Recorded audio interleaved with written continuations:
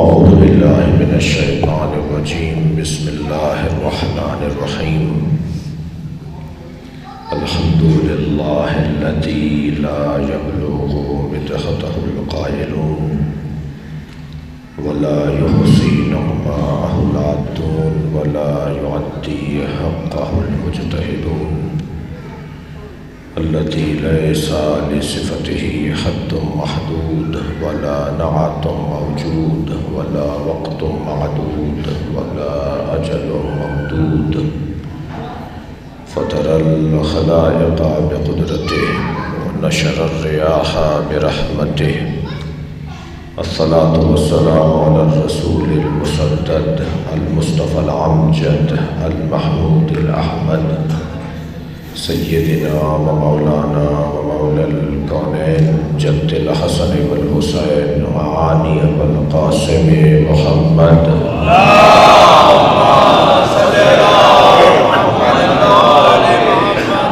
وآله الطيبين الطاهرين المعصومين الذين قال الله إنما يريد الله ليذهب عنكم الرجس أهل البيت ويطهركم تطهيرا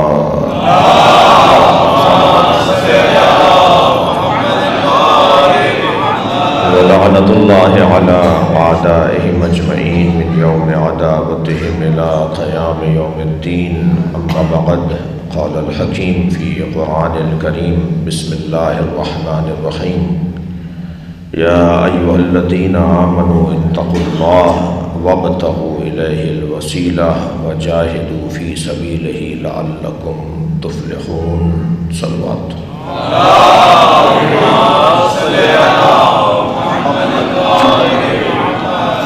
التماس ہے ایک سورہ فاتحہ 3 مرتبہ سورہ اخلاص مرحوم و مغفور خدمت گزار عزاداری سید الشہداء ایک مخلص اور سچا انسان، ایک اچھا رشتہ دار، ایک اچھا دوست، ایک اچھا سرپرست یعنی سید اسد نقوی ابن سید گل حسن نقوی کے سارے ثواب کے لیے تلاوت فرمائیں۔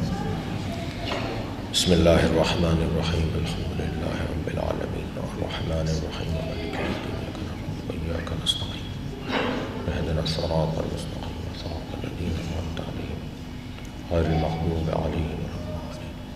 بسم اللہ الرحمن الرحیم قل هو اللہ احد لم یلد ولم یولد ولم یکن له کفوا احد۔ بسم اللہ الرحمن الرحیم قل هو اللہ احد لم یلد ولم یولد ولم یکن له کفوا احد۔ اللہم صل علی محمد وعلی محمد، صلوات دیا کریں گے محمد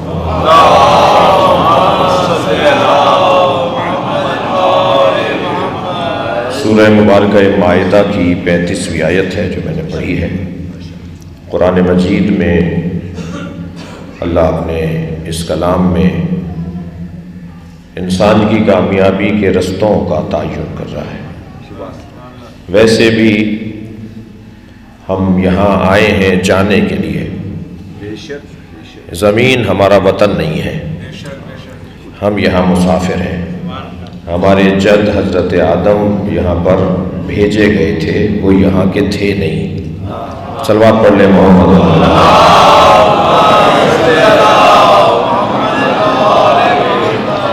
اور جو جہاں کا ہوتا ہے اسے وہاں پلٹنا ہوتا ہے، تو ہمیں کہیں اور جانا ہے، ہم یہاں سے گزرے ہیں، اور گزرگاہوں کے لیے اتنا انتظام نہیں کیا جاتا جتنا قیام گاہوں کے لیے کیا جاتا ہے۔ صلوات پڑھیں گے محمد والے۔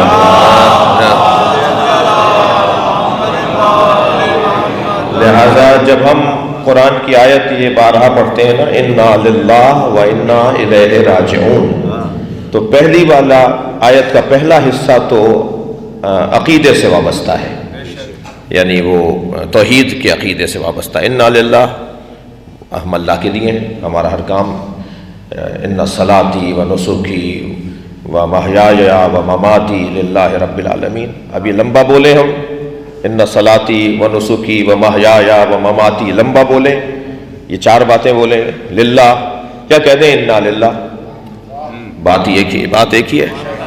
یا ہم لمبا بولیں ان صلاتی، ہماری نماز اللہ کے لیے ہے، ہماری زندگی اللہ کے لیے ہے، ہمارے نسک یعنی اعمال اللہ کے لیے ہے، ہمارا مرنا اللہ کے لیے، ہمارا جینا اللہ کے لیے، یا مختصر کہہ دیجئے انا للہ، ہم اللہ کے لیے ہیں۔ صلوات پڑھ لیں محمد اللہم صل علی۔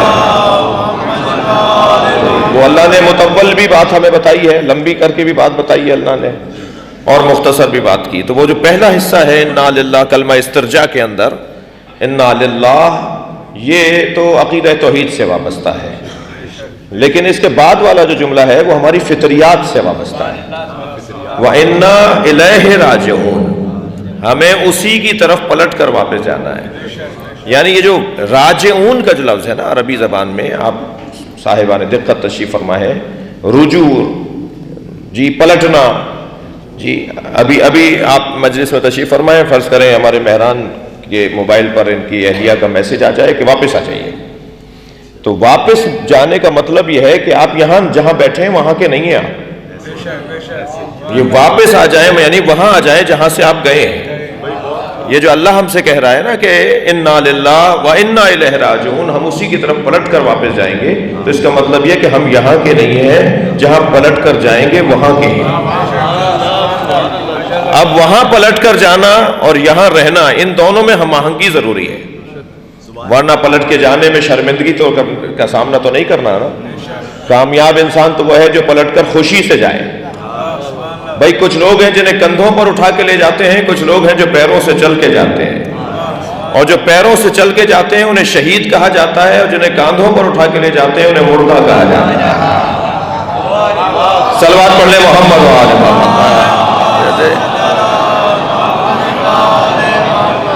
تو یہ بھی ضروری نہیں ہے کہ کوئی یہاں گھوم پھر رہا ہو، چل پھر رہا ہو تو وہ زندہ کہلائے۔ ہم تو ویسے ہی مشرب حیدری کے لوگ ہیں، ہمارا مشرب حیدری ہے نا، ہم مولا کائنات کے مشرب کے لوگ ہیں۔ علی نے جو گھڑا بنایا ہے نا پلانے کے لیے، ہم اس گھڑے سے پانی پیتے ہیں۔ اس گھڑے میں ہر چلتا، اس گھڑے کے پینے والوں کا مزاج کچھ اور ہے، ہماری دید ہی کچھ اور ہے، ہماری عینک ہی کیسے کچھ اور ہے، ہمیں نظر ہی وہ آتا ہے جو دوسروں کو نظر نہیں آتا۔ بڑی عنایت آپ کی توجہات میرے ساتھ ہیں۔ میں نتیجہ خیز جملہ یہ کہہ رہا ہوں کہ ہر چلتا پھرتا زندہ نہیں ہے، اور یہ میرے الفاظ نہیں ہیں، میرے مولا علی فرماتے ہیں میتیں دو طرح کی ہوتی ہیں، کچھ لیٹی ہوئی میتیں ہوتی ہیں، کچھ چلتی پھرتی میتیں ہوتی ہیں۔ جو بازاروں میں گھومتے پھرتے نظر آئیں ضروری نہیں ہے وہ زندہ ہوں، جن کا ضمیر مر چکا ہے وہ مردہ ہیں، جن کا احساس مر چکا ہے وہ مردہ ہیں، وہ چلتی پھرتی لاشیں ہیں۔ اور یہ گھرانہ چاہتا یہ ہے کہ کسی طرح ہم زندہ رہیں چاہے مر جائیں۔ یہ گھرانہ یہ چاہتا ہے کہ زندہ رہو چاہے تمہارے بدن سے تمہاری روحوں کو قبض کر لیا جائے۔ تو جب تم مرنے کے بعد بھی زندہ رہو گے تو پھر تمہارا مزار لوگوں کو زندگی دے رہا ہوگا۔ لہذا کوئی پوچھے اہل دل سے کہ کربلا میں جو ایک زندہ وجود ہے اس کی زندگی اتنی مسلم ہے کہ میں ہزاروں میل کے فاصلے پر بیٹھ کر جب یا حسین کہتا ہوں تو میرے اندر حیات پلٹنے لگتی ہے۔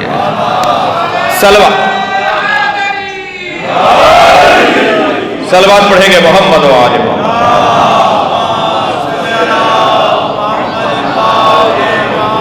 تو اصل کارنامہ یہ ہے، اصل حسن یہ ہے کہ ہم جیسے آئے تھے ویسے ہی پلٹ کر واپس چلے جائیں۔ جائیں 90 سال کی عمر میں جائیں، 110 سال کی عمر میں، ضروری نہیں ہے کہ جلدی جائیں، لیکن جب جائیں البتہ جتنا دیر سے جائیں گے اتنا ویسے ہی جانے میں اندیشہ ہے کہ ایسا نہ ہو پائے، اس لیے وقت سے چلے جائیں۔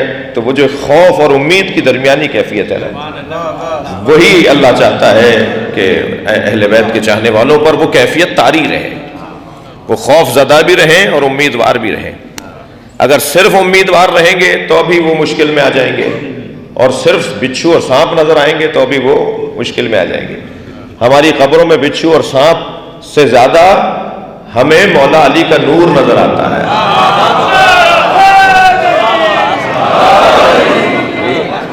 صلوات پڑھ لیں مولا کی ذات پر۔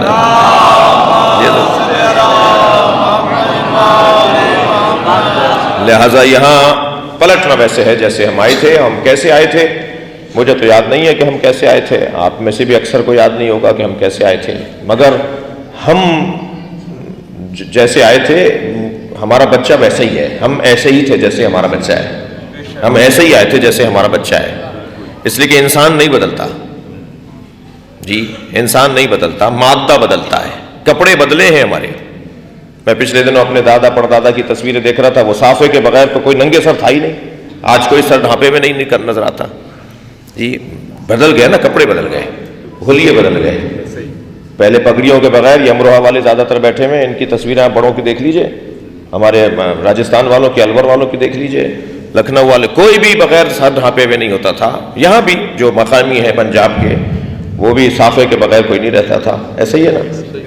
لباس تبدیل ہو گیا، کچھ اور پہنتے تھے اب کچھ اور پہنتے ہیں، پہلے گاڑیاں کسی اور انداز کی تھیں، بہت بڑی سواری ہوتی تھی، کسی کے پاس بگھی ہو تو بہت بڑا آدمی ہوتا تھا جس کے پاس بگھی ہو، وہ فقیر نہیں تھے، اس زمانے کے وہ امیر تھے۔ تو سواریاں بدلی ہیں، کپڑے بدلے ہیں، کھانے بدل گئے ہیں، پہلے فلاں چیز کھائی جاتی تھی، اب کبھی کبھی وہ اگر جوار اور باجرے کی اگر روٹی نظر آ جائے تو ایسا لگتا ہے جیسے کسی میوزیم سے نکال کر لے آئے ہوں، جی۔ اور وہ پہلے وہ ہر گھر کا کی غذا ہوا کرتی تھی، تو غذائیں تبدیل ہوئی ہیں، کپڑے تبدیل ہوئے ہیں، سواریاں تبدیل ہوئی ہیں، انسان تبدیل نہیں ہوا۔ اور قرآن اور اہل بیت کا مضمون نہ کپڑے ہیں، نہ گاڑیاں ہیں، نہ سواریاں ہیں، نہ مکانات ہیں۔ قرآن اور اہل بیت مکانات سے متعلق بات نہیں کرتے، قرآن اور اہل بیت تو انسان سے متعلق بات کرتے ہیں، اس لیے یہ پرانے بھی نہیں ہوتے، جانے قرآن پرانا نہیں ہوتا، اہل بیت کے فرامین پرانے نہیں ہوتے، بلکہ جتنی تازگی ان میں نظر آتی ہے شاید اتنی تازگی میرے اور آپ کے اندر نظر نہ آئے، اتنی تازگی ان کے فرامین میں نظر آتی ہے، اس لیے کہ وہ انسان سے متعلق بات کر رہے ہیں، انسان نہیں بدلا۔ تو کیسے تھے ہمیں یاد نہیں آ رہا، تو دیکھ لیں ہمارا بچہ کیسا ہے۔ ہمارا بچہ جھوٹ نہیں بولتا، مگر جب تک کہ ہم اسے سکھائیں کہ بیٹا ایسے بولا جاتا ہے، اچھا ابا ہمیں تو پتہ نہیں تھا کہ جھوٹ کیسے بولتے ہیں، اب بولیں گے کیونکہ آپ سکھا رہے ہیں ہمیں۔ ہمارا بچہ منافق نہیں تھا، ہم منافق نہیں تھے، ہمارا بچہ منافق نہیں ہے، جی۔ ہم کسی کو تکلیف دینے والے نہیں، اگر خدا نہ خواستہ کسی عدم توجہ کی وجہ سے ہم سے کسی کو تکلیف پہنچ جائے تو خود کو تکلیف پہنچنا چاہیے، تب تو اندر سے آواز آئے گی کہ نیت صاف ہے، اور اگر اندر خوشی ہو رہی ہو کہ میں نے کسی کو تکلیف پہنچا دی تو سمجھے کہ نیت خراب ہے، میں فسادی ہو گیا ہوں۔ لیکن بچہ ہمارا دھکا دے کر خود رو رہا ہوتا ہے، بچے کو بچہ دھکا دے کر وہ تو رو ہی رہا ہوتا ہے جس کے چوٹ لگی، لیکن جس نے دھکا دیا ہوتا ہے وہ بھی رو رہا ہوتا ہے۔ اس سے پوچھا جائے تم کیوں رو رہے ہو، یہ رو کر بتا رہا ہوتا ہے کہ مجھ سے غلطی ہو گئی ہے۔ صلوات پڑھیں گا محمد و آل وہی اس سے بہتر اور بلند صلوات نبی کی ذات ہے۔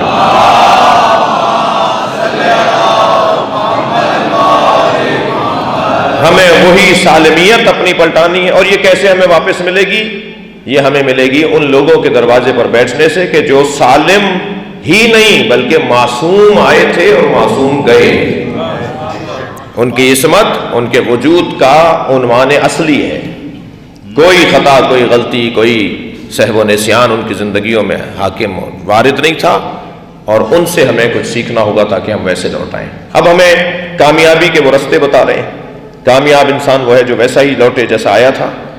اب کامیابی کی راہوں میں ایک نسخہ یہ ہے جو سورہ مبارکہ مائدہ کی 35ویں آیت میں ارشاد حضرت احدیت ہے، یا ایھا الذین آمنوا، اے صاحبان ایمان۔ اچھا، اللہ مخاطب کبھی کبھی انسانوں سے بھی ہوتا ہے، مگر پیار اللہ کو مومنوں سے ہے۔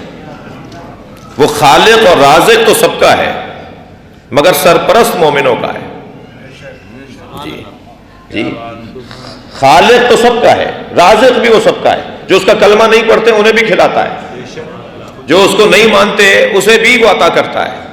وہ رحمان کے رشتے سے کافروں کو دیتا ہے اور رحیم کے رشتے سے مومنوں کو دیتا ہے، لہذا ہم بسم اللہ الرحمن الرحیم پڑھتے ہیں، ہم اس اللہ کا نام لیتے ہیں جو کافروں کو بھی عطا کرتا ہو اور مومنوں کو بھی عطا کرتا ہو۔ لہذا اس کا کھلانا، پالنا، اس کی طرف سے رزق کی فراہمی، یہ اس کی ربوبیت کا اور اس کی خالقیت اور رازقیت کا تقاضا ہے۔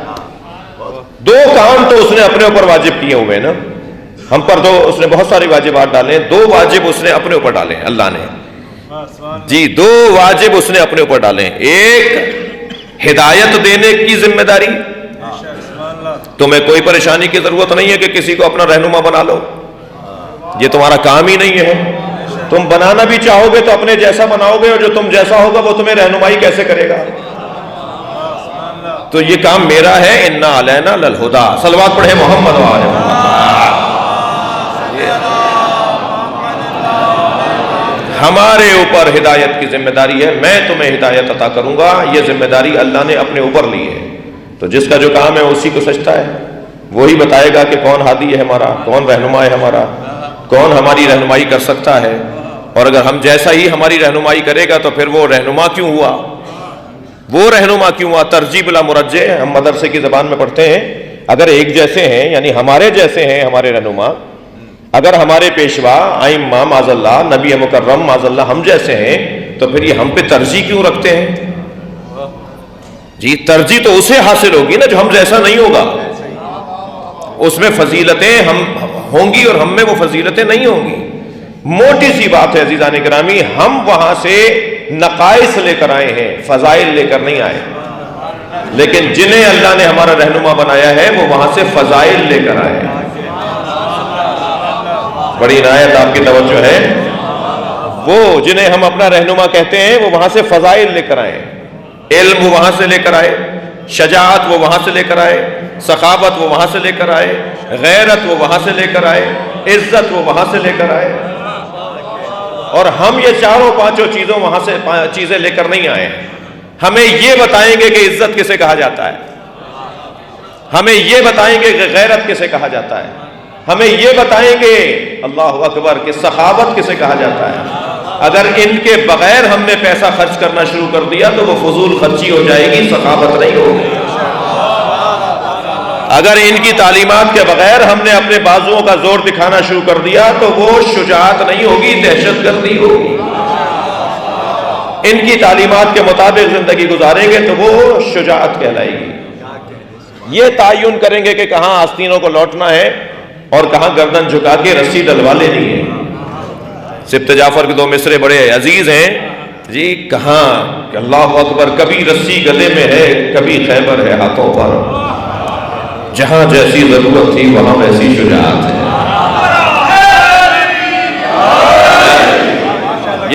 یہ بتائیں گے ہمیں، یہ بتائیں گے کہ کیسے ہمیں زندگی گزارنی ہے، کیسے شجاعت ہے، کیا شجاعت کا مفہوم ہے، کیا سخاوت کا مفہوم ہے، کیا غیرت ہوتی ہے، کیسے عزت ہوتی ہے۔ اور علم تو ویسے ہی ان کا خاصہ ہے، اللہ نے انہیں سجا کر بھیجا ہے، لہٰذا اسی بنیاد پر یہ ہمارے رہنما ہیں، اسی بنیاد پہ ہمارے یہ پیشوا ہیں، ہمارے سرپرست ہیں، ہمارے آقا و مولا ہیں جی۔ تو اللہ بات تو انسانوں سے بھی کرتا ہے، لہذا قرآن مجید کو بھی کہا گیا ھدی للناس، اور اسی قرآن کو کہا گیا ھدی للمتقین، یعنی دونوں آیتیں قرآن میں ہیں۔ یہ متقین کی ہدایت کے لیے ہے یا عام انسانوں کی ہدایت کے لیے؟ تو اس کا حل یہی ہے، دونوں آیتیں ایک دوسرے کی تفسیر کر رہی ہیں، ایک آیت دوسری آیت پر حاکم ہے۔ اور تفسیر یہ ہے کہ اللہ نے قرآن تو ہر انسان کی ہدایت کے لیے نازل کیا ہے، مگر اس سے استفادہ صاحبان تقویٰ کرتے ہیں، لہذا ھدی للناس ہے، سب کے لیے ہے، ھدی للمتقین ہے، فائدہ وہ لیتے ہیں جو صاحبان تقویٰ ہوں۔ بھائی دسترخوان پہ کھانے چنے ہوئے ہوتے ہیں نا، آپ اپنے مہمانوں سے کہتے ہیں یہ دیکھیے گا کیسا بنا ہوا ہے، ذرا اس کی طرف توجہ کیجیے گا، یہ ڈش بھی اچھی ہے۔ تو بہت سے مہمان ہوتے ہیں کہتے ہیں یہ میں نہیں کھا سکتا، مجھے شوگر ہے، کوئی کہتا ہے جی میرا بلڈ پریشر ہائی ہو جائے گا، یہ نہیں کھا سکتا میں، کوئی کہتا ہے جی مجھے دل کی تکلیف ہے، یہ کھاؤں گا تو یہ ہو جائے گا۔ تو کھانے کا نقص تو نہیں ہے نا، کھانے میں تو کوئی عیب نہیں ہے، کھانا تو سالم ہے، یہ کھانے والا بیمار ہے، اس لیے ہر کھانا کھا نہیں سکتا۔ قرآن تو سب کے لیے اللہ نے رکھا ہے، فائدہ وہ اٹھاتا ہے جو صاحب تقویٰ ہو۔ جی اب یہ اللہ انسانوں سے بھی بات کر رہا ہے، لیکن یہاں اس آیہ کریمہ میں اللہ نے مومنوں سے اپنی محبت کا اظہار کیا ہے۔ اللہ ولی الذین آمنوا، اللہ صاحبان ایمان کا سرپرست ہے. تو جن کی سرپرستی کر رہا ہے ان کو سرپرستی کا ہی تو یہ طریقہ ہے کہ انہیں بتائے کہ اب انہیں کیسے زندگی گزارنی ہے. یا ایھا الذین آمنوا، اے صاحبان ایمان، اتقوا اللہ، تقوی پروردگار اختیار کرو. مومن ہو جانا کافی نہیں ہے، ایک منزل آگے آؤ، متقی بنو. ایمان کے کمال کو تقوی کہا جاتا ہے. البتہ ایمان کے ساتھ تقوی ہونا چاہیے. ایمان کے بغیر تقوی نہیں ہوگا. ممبر کی زبان میں بولنے میں کوئی عیب نہیں ہے، لقوہ ہوگا.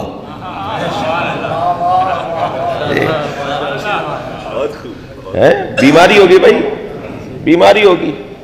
جو ایمان کے بغیر متقی ہو نا وہ بیمار ہے، نفسیاتی بیمار ہے.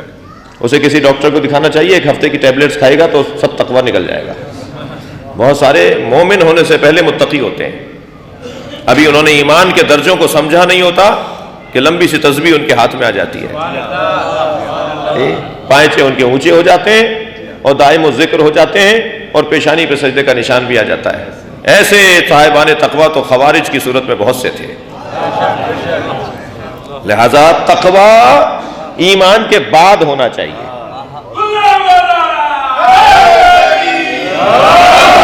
مومنوں متقی ہو جاؤ، اے صاحبان ایمان تقوی پروردگار اختیار کرو. اور جب تقوی اختیار کر لو گے تو اب تیسرا مرحلہ ہے کہ وابتغوا الیہ الوسیلہ، اللہ تک پہنچنے کے لیے وسیلہ تلاش کرو. وہ علی تک پہنچ ہی نہیں سکتا جو متقی نہ ہو. تقوی کی بہترین تصویر مولائیت ہے. تو غور کیا، تقوی کی بہترین تصویر ہے کہ کوئی مولا علی کے دروازے پر آ جائے. اس سے زیادہ جو ہے وہ بے تقوائی اور عدم پرہیزگاری اور لاپرواہی اور کیا ہوگی کہ مولا علی کے ہوتے ہوئے کسی اور کے دروازے پہ میں چلا جاؤں. اس سے زیادہ تقوی سے دوری اور کیا ہوگی. تقوی کا تقاضا یہ ہے کہ علی سے محبت کی جائے. تقوی کا تقاضا یہ ہے کہ اہل بیت سے تعلق کو گہرا کیا جائے. لہذا متقی ہو گئے ہو تو آپ وسیلے کو تلاش کرو. بنانے کی اجازت نہیں ہے تمہیں، تلاش کرنے کا حکم ہے. وَاجْعَلُوا إِلَيْهِ الْوَسِيلَةَ نہیں ہے، وَابْتَغُوا إِلَيْهِ الْوَسِيلَةَ. وسیلہ بناؤ نہیں، وسیلہ تلاش کرو. تلاش اسے کیا جاتا ہے جو پہلے سے ہو. جی موجود ہے اسے ڈھونڈو. اور ہم تمہیں ڈھونڈنے کے تمہاری رہنمائی کر رہے ہیں. آپ میں سے کچھ ٹیچرز بیٹھے ہوں گے، کچھ اساتذہ بیٹھے ہوں گے. جی بچے کا آپ کو پتا ہے کہ یہ ذہین ہے، سارے سال اس نے محنت کی ہے، اس وقت پیپر میں مشکل میں آ گیا ہے اور آپ امتحان لینے کے لیے امتحان گاہ میں موجود ہیں. آپ کا اپنا شاگرد ہے، آپ کا اپنا بچہ ہے، آپ جانتے ہیں یہ ذہین ہے، یہ محنتی ہے، یہ سب سے زیادہ جانتا ہے، مگر اس وقت کسی مشکل میں ہے، الجھ رہا ہے. تو استاد جو ہے وہ پیپر لیتے وقت، امتحان لیتے وقت کہتا ہے بیٹا سوال کو دوبارہ پڑھو. اب وہ بتا نہیں رہا ہوتا، جی بیٹا سوال دوبارہ پڑھو، دیکھو سوال میں ہی جواب ہے. اب یہ نقل نہیں کروا رہا، اس کی عقل کو ہوشیار کر رہا ہے. جی وہ اسے ہوشیار کر رہا ہے. ہوشیار، ہوش سمجھو، سنبھالو، توجہ کرو، تمہارے سامنے ہے سوال کا جواب. اب جیسے ہی آپ نے ایک اشارہ دیا نا کہ اسی سوال میں جواب ہے، فوراً اس کے چہرے پہ ایک بشاشت، اس کے چہرے پہ ایک رونق سے آنا شروع ہو جاتی ہے، اس کی توجہ ہو جاتی ہے. یہ آپ نے نقل نہیں کروائی، یہی کام کچھ اللہ کہہ رہا ہے. وَابْتَغُوا إِلَيْهِ الْوَسِيلَةَ، وسیلہ تلاش کرو. تلاش کرنے کی جب ذمہ داری ہمیں دے دی گئی تھی تو پھر یہ کیوں کہا اللہ نے کونوا مع الصادقین، سچوں کے ساتھ ہو جاؤ. یہ ہماری ہوش کو بیدار کر رہا ہے. صلوات پڑھے ذرا محمد و آل محمد.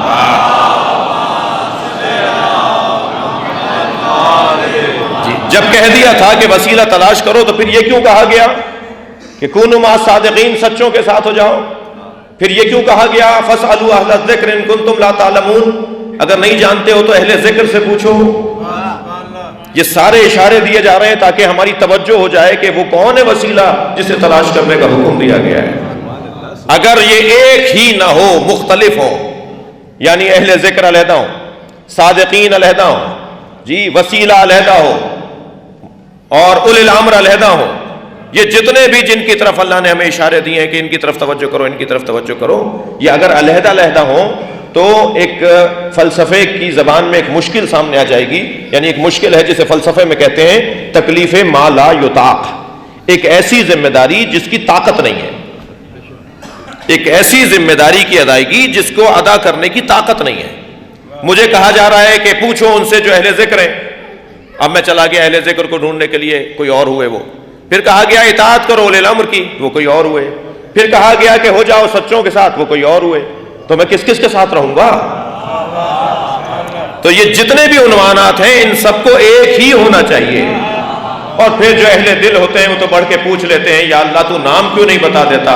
تو آواز آتی ہے انما یرید اللہ لیذھب عنکم الرجس اہل البیت، میں نے اہل بیت کو ہر طہارت سے مزین کیا ہے اور ہر نجاست کو دور رکھا ہے، یہی تو ہے جن کی طرف میں اشارہ کر رہا ہوں۔ صلوات پڑھیں گے محمد و آل محمد۔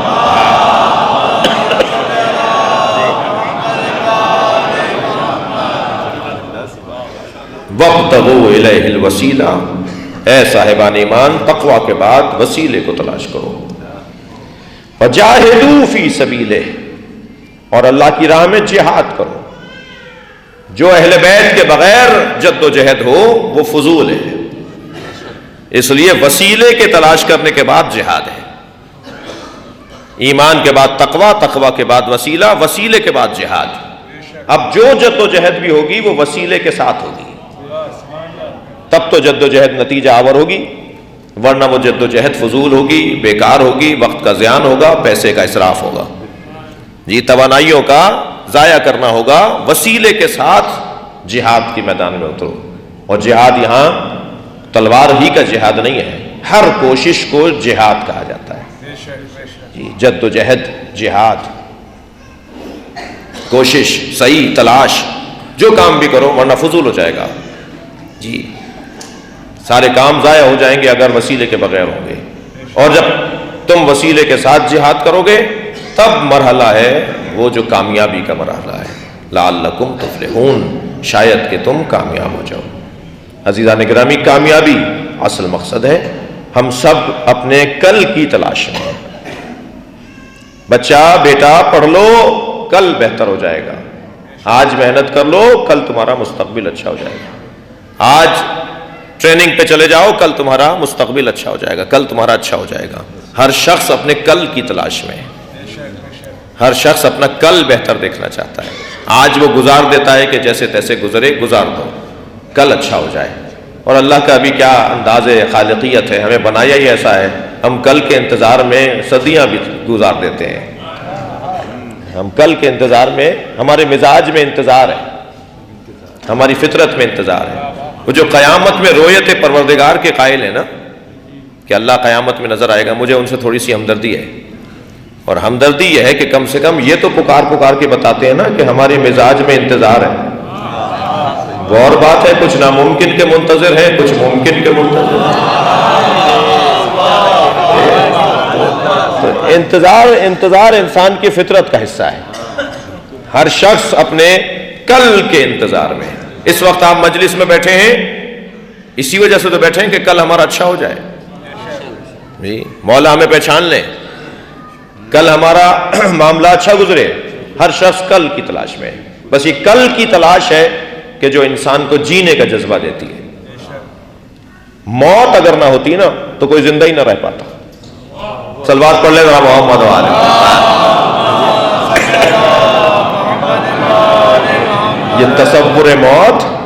یہ تصور موت ہمیں زندہ رہنے کی امید دلاتی ہے۔ موت کو اچھا کرنا ہے تاکہ آج کو اچھا کرو، زندگی کو اچھا کرو تاکہ موت اچھی ہو جائے۔ کل موت ہے، اچھا موت کل ہے، مگر قرآن میں اللہ نے موت کو زندگی سے پہلے بولا ہے، جی خلق الموت والحیات، سورہ مبارکہ ملک کے اندر پہلی آیات میں، وہ کہ جس نے موت اور حیات کو خلق کیا ہے۔ یا اللہ تو نے موت پہلے بنائی ہے پھر حیات بنائی ہے، ترتیب میں تو نے پہلے موت کو ذکر کیا ہے، مشاہدے میں حیات پہلے ہے اور موت بعد میں ہے، اللہ کے کلام میں موت پہلے ہے اور حیات بعد میں ہے۔ تو موت پہلے نہیں ہے، موت ہے بعد میں، مگر موت کو اہمیت حاصل ہے اس لیے پہلے بیان کی گئی ہے، اور جس چیز کو اہمیت حاصل ہوتی ہے اس کو پہلے ذکر کیا جاتا ہے۔ اللہ کے نزدیک حیات سے زیادہ موت کو اہمیت حاصل ہے. کسی طرح میں اپنی موت کو محفوظ کر لوں، میری حیات خود محفوظ ہو جائے گی. میں اپنی موت کو مضبوط بنا لوں. صلوات پڑھ لیں ذرا محمد و آل محمد.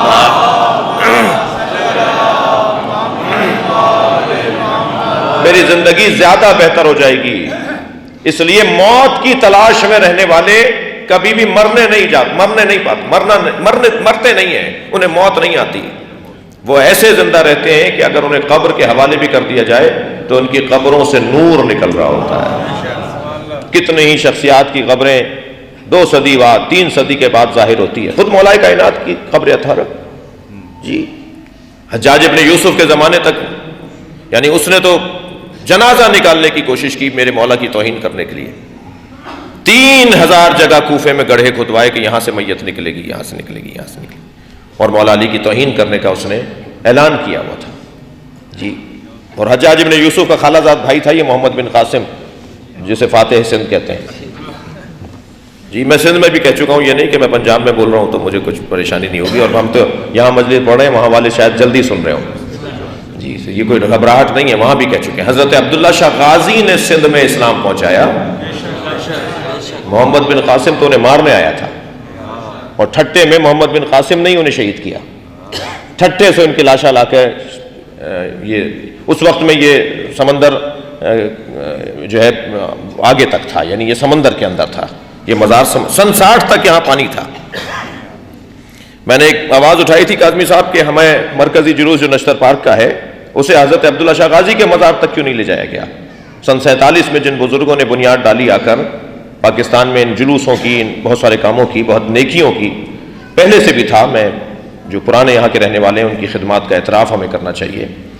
مگر 47 کے بعد 4 برابر زیادہ ہو گیا نا، اس کو تو سبھی مانیں گے.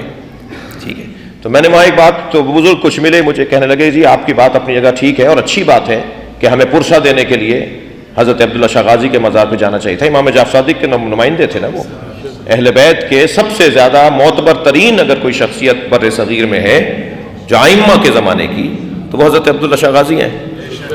تو انہیں ہمیں پرسہ دینا چاہیے تھا، وہاں جلوس ختم ہونا چاہیے تھا. تو انہوں نے بتایا سن 60 تک تو یہ پانی تھا، یہ تو سمندر تھا، اور یہ سمندر کے اندر ایک پہاڑی کی ٹیلا تھا، چوٹی تھی، جس کے اوپر جا کے ان کو دفنایا گیا تھا. تو یہ تو بعد میں پانی پیچھے ہٹائے اور پھر وہاں پر کالونی بن گئی، جو آبادی ہو گئی، جو بھی بنائے گئے مکانات. غرض ہمیں آپ دیکھیں قبر کتنے عرصے کے بعد، 100 سال کے بعد حضرت عبداللہ شاہ غازی کی قبر کا پتہ چلتا ہے. سینہ در سینہ بتایا جاتا تھا. چند لوگ جاتے تھے سلام کرنے کے لیے، آہستہ آہستہ وہ دوسروں کو بتاتے تھے. خود حضرت شاہ عبدالعظیم حسنی جن کا مزار شہر رے میں ہے، 400 سال کے بعد جا کے ان کی قبر کا پتہ چلا ہے کہ یہ ان کی قبر ہے. وہ سینے والا خود جناب زینب سلام اللہ علیہ کا مزار. اللہم صل علی 200 سال کے بعد، واقعہ کربلا کے 200 سال کے بعد جناب زینب کا مزار بنا ہے. وہ سینے والا علم آگے چلتا رہا جی. خاندانی وہ جو سلسلہ جو چلتا رہا، وہ جو سینہ در سینہ بتایا جانے والا علم ہے. تو یہ مزارات، خود سرکار کا مزار یا امام حسین کا، یہ ایک ہسٹری ہے مزارات کی، اس کے اوپر کبھی اور تفصیل سے بات ہو. لیکن اتنا ہے کہ جو اللہ کے مقرب ہوتے ہیں، جو اللہ سے قریب ہوتے ہیں، وہ ان کی قبریں ہمیں ہدایت عطا کر رہی ہوتی ہیں. ان کی قبروں سے نور نکل رہا ہوتا ہے، ان کی قبروں سے لوگوں کو رہنمائی نصیب ہو رہی ہوتی ہے. آپ جب کربلا جاتے ہیں نا تو کربلا کی فضا میں نور ہے، کربلا کی فضا میں علم ہے، تقویٰ ہے، پرہیزگاری ہے. بڑے بڑے لوگ وہاں جا کے گناہوں سے ہاتھ اٹھا لیتے ہیں. وہاں سے واپس آنے کے بعد جب تک نور زیارت حسین باقی رہتا ہے وہ گناہوں سے ہاتھ اٹھاتے ہیں، وہ نیک اور پرہیزگار ہو جاتے ہیں، اچھے انسان بن جاتے ہیں، اچھے پڑوسی بن جاتے ہیں، اچھے دوست بن جاتے ہیں، اچھے شوہر، اچھے بھائی بن جاتے ہیں، اچھا بیٹا بن جاتا ہے کہ کربلائی ہو کر لوٹا ہے. اس سے بہتر اور کیا نظام ہدایت ہوگا.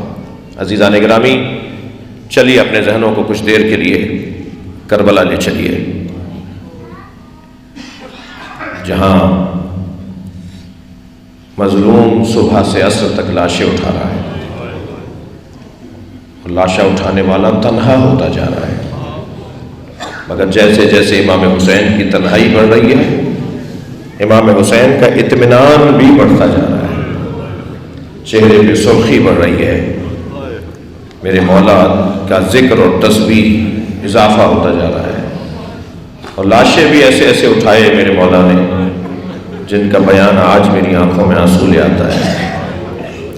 اور کوئی ایسا لاشا نہیں ہے جو امام حسین نے کسی اور کو اٹھانے دیا ہو، ہر لاشا خود اٹھایا ہے، حتیٰ غلاموں کے لاشیں بھی حسین نے خود اٹھائے ہیں، حتیٰ غلاموں کے لاشیں بھی۔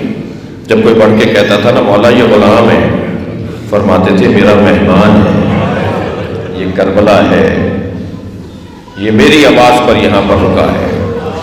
خود یہ اعزاز ہوتا تھا شہیدوں کا کہ حسین نے لاشا اٹھایا ہے، اور اپنی گود میں لاشا اٹھا کے لاتے تھے، گنج شہیدہ میں لے جا کے رکھ دیتے تھے۔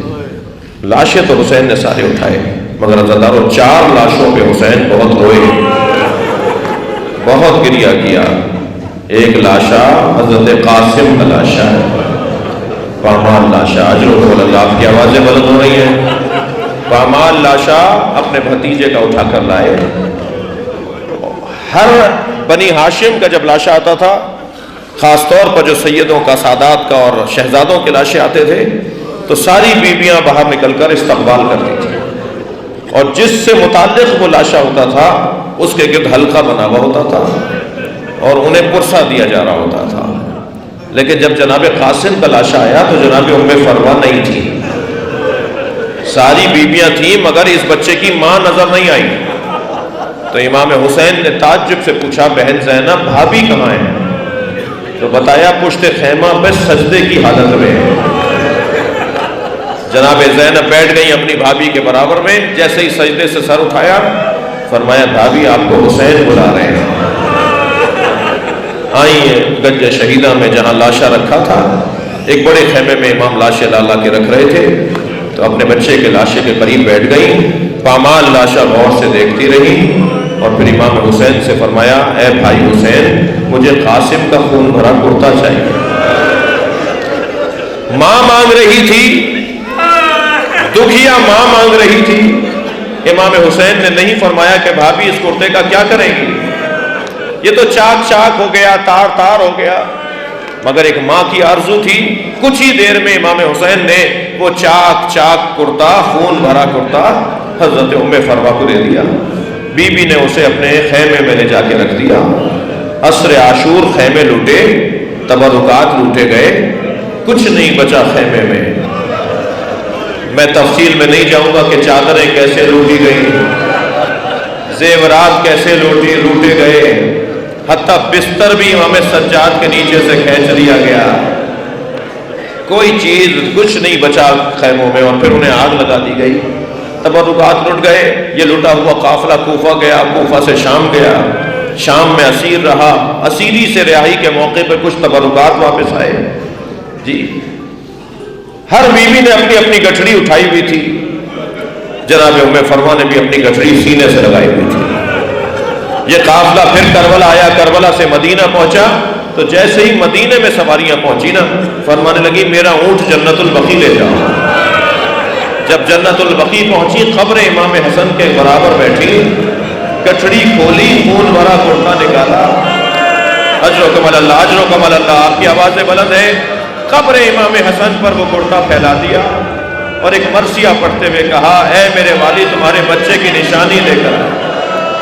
قاسم نے وفاداری کا حق ادا کر دیا۔ اس لاشے پر حسین بہت روئے۔ عزادارو ایک اور لاشا ہے جس پہ امام کا گریہ شدید تھا، بکاء عالیہ، روایات کا جملہ ہے بکائے عالی، امام اونچی آواز میں رو رہے تھے۔ وہ لاشا ہے عباس کا لاشا، بہت روئے حضرت عباس کے لاشے پر۔ عزادارو کمر پکڑ کر کہتے رہے میری کمر ٹوٹ گئی۔ اللہ اکبر۔ تیسرا لاشا جس پر امام حسین بہت روئے، وہ لاشا ہے علی اکبر کا لاشا، جس کے جانے سے اجرکم اللہ، اجرکم اللہ، جس کے جانے سے امام حسین کی آنکھوں کا نور چلا گیا۔ عزادارو ایک اور لاشے کا حال سنیں گے جس پہ حسین بہت روئے۔ اور ایسا تو حسین کا انداز کسی لاشے پر نہیں تھا جیسا اس لاشے پر تھا، اور وہ لاشا علی اصغر کا لاشا۔ کبھی آگے جاتے تھے انا للہ، کبھی الٹے پیر واپس آتے تھے نظر بغرائے و تسلیما لامرے، کبھی دائیں جاتے تھے کبھی بائیں جاتے تھے۔ بچے کا لاشا آبا کے دامن سے ڈھانپا ہوا تھا، اور پھر اس ننھے سے لاشے کو امام حسین نے قبر کے حوالے کر دیا۔ عزادارو اس بچے کو قبر کے حوالے کر تو دیا، مگر وہ منظر کتنا شدید تھا جب ایک ماں نے بچے کا لاشا دوبارہ نکلتے ہوئے دیکھا۔ ننھا سا سر تھا جسے کاٹ کر نیزے پہ چڑھایا گیا۔ میں نے تو ایک بزرگ عالم دین حافظ کفایت صاحب کا جملہ ہے، وہ پڑھ رہے تھے کہ یہ سر نیزے کی انی پہ چڑھتا نہیں تھا، اتنا سا سر، چھوٹے سے بچے کا سر۔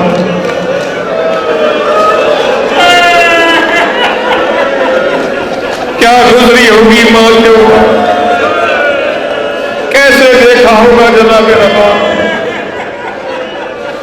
عزادارو اب آخری مرحلہ ہے، حسین کربلا کے میدان میں اکیلے ہیں۔ ساری قربانیاں دینے کے بعد اب حسین اپنی قربانی کے لیے جا رہے ہیں۔ تو میر انیس دو مصروں میں کہتے ہیں ہاتھ خالی تیرے دربار میں آتا ہے حسین۔ اللہ کی بارگاہ میں مناجات پڑھیں، ہاتھ خالی تیرے دربار میں آتا ہے حسین، کوئی فدیہ تیرے قابل نہیں پاتا ہے حسین۔ یا اللہ میرا علی اکبر تیرے قابل کہاں تھا، اب میں خود تیری بارگاہ میں آ رہا ہوں۔ اور کربلا کے میدان میں ایسا منظر بھی نظر آیا کہ دشمن نے حسین ابن علی کے گرد حلقہ تنگ کرنا شروع کیا۔ کوئی نیزہ مار رہا تھا، کوئی تلوار اٹھا رہا تھا، کسی کے پاس کچھ نہیں تھا تو پتھر مار رہا تھا، اور حسین ذوالجناح کی زین سے زمین کی طرف آ رہے تھے۔ اس منظر کو جب بہن نے دیکھا تو آوازیں دے دے کر کہا کوئی ہے جو میرا ماجایا بچائے، کوئی ہے جو میرے ماجائے کو بچائے۔ اور حسین گھوڑے سے زمین کی طرف آ گئے، آپ نے گریہ کر لیا، مجلس ہو گئی ہے۔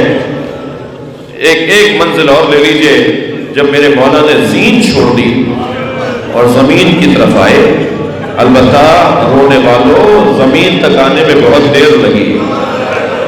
حسین نے زین چھوڑ دی تھی مگر زمین تک آنے میں بہت دیر لگی۔ تیروں پر مولا قدم رہا فرزند زہر۔ وہ وقت بڑا شدید تھا۔